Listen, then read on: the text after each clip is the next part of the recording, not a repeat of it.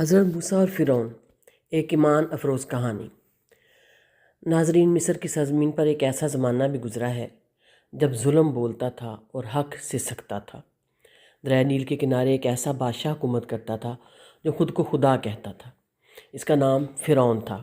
اس کے محل اونچے تھے، لشکر طاقتور تھا، مگر دل تکبر سے بھرا ہوا تھا۔ فرعون نے لوگوں کو غلام بنا رکھا تھا، خاص طور پر بنی اسرائیل کو۔ ان کے بیٹوں کو قتل کروایا جاتا اور بیٹیوں کو زندہ چھوڑ دیا جاتا، ماؤں کی گود اجاڑی جاتی اور آسمان خاموش تماشائی بن کر یہ سب دیکھتا تھا۔ مگر حقیقت یہ تھی کہ اللہ خاموش نہیں تھا۔ ایک رات فرعون نے خوفناک خواب دیکھا۔ اسے بتایا گیا کہ بنی اسرائیل میں ایک بچہ پیدا ہوگا جو اس کی سلطنت کو ختم کر دے گا۔ یہ خواب فرعون کے دل میں آگ بن کر جلنے لگا۔ اس نے حکم دیا بنی اسرائیل کے ہر نوزائیدہ لڑکے کو قتل کر دیا جائے۔ مصر کی گلیاں بچوں کے رونے اور ماؤں کی چیخوں سے بھر گئیں۔ ایک ماں کا دل انہی دنوں ایک بنی اسرائیلی عورت کے ہاں ایک بیٹا پیدا ہوا۔ وہ جانتی تھی کہ اگر یہ بچہ پکڑا گیا تو قتل ہو جائے گا۔ وہ دن رات روتی، ڈرتی اور دعا کرتی۔ پھر ایک لمحہ ایسا آیا کہ اللہ نے اس کے دل میں ایک بات ڈال دی۔ اس نے اس بچے کو صندوق میں ڈال کر دریا میں رکھ دیا۔ یہ ماں کا سب سے کڑا امتحان تھا۔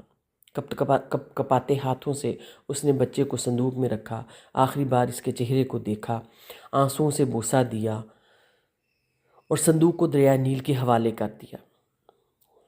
دریا کا پانی صندوق کو بہا کر فرعون کے محل تک لے آیا۔ محل کی خادماؤں نے صندوق کھولا تو ایک نورانی چہرے والا بچہ اندر تھا۔ فرعون کی بیوی آسیہ نے بچے کو دیکھا تو دل پگھل گیا۔ اس نے کہا، یہ بچہ میری آنکھوں کی ٹھنڈک ہے، اسے قتل نہ کرو۔ یوں جس بچے سے فرعون سب سے زیادہ ڈرتا تھا، وہی بچہ فرعون کے گھر میں پلنے لگا۔ اس بچے کا نام تھا موسیٰ۔ حضرت موسیٰ علیہ السلام کسی اور عورت کا دودھ قبول نہیں کرتے تھے۔ تلاش ہوتی رہی یہاں تک کہ ایک عورت آئی۔ وہ موسیٰ کی اپنی ماں تھی۔ جیسے ہی بچے کو ماں کی گود ملی، وہ خاموش ہو گیا۔ یوں اللہ نے ماں کو اس کا بچہ ملا دیا، اور وہ بھی شاہی عزت و احترام کے ساتھ۔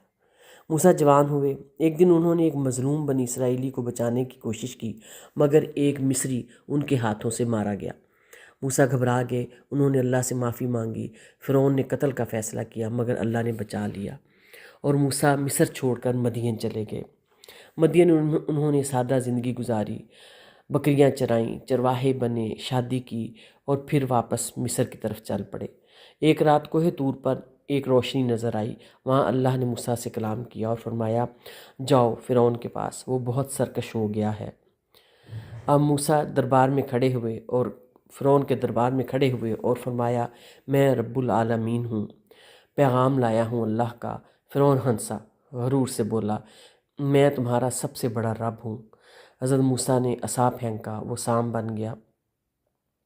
حضرت موسیٰ نے اپنا ہاتھ بغل سے نکالا تو وہ یکا یک چمکنے لگا۔